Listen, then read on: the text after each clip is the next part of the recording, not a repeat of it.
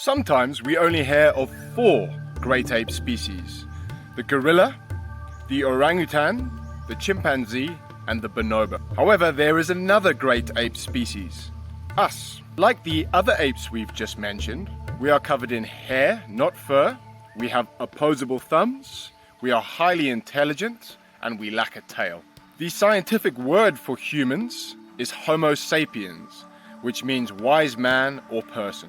Where we differ from the other apes is that our brains have evolved so much that we're able to solve very complex problems. We can learn from good and bad experiences, we can reason, and we can make decisions that benefit us and those around us. And for good or bad, humans have adapted relatively quickly to changing environments. But how are we similar to our relatives, the other great apes?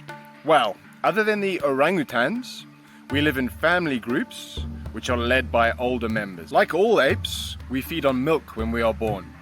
And when young, we rely completely on the care of our mothers, parents, or guardians. We also learn from older members of the family, much like all the other apes. However, as we have evolved to be more intelligent, we have also lost some of the skills that the other great apes have. Humans are not nearly as agile as the other great apes, especially when climbing.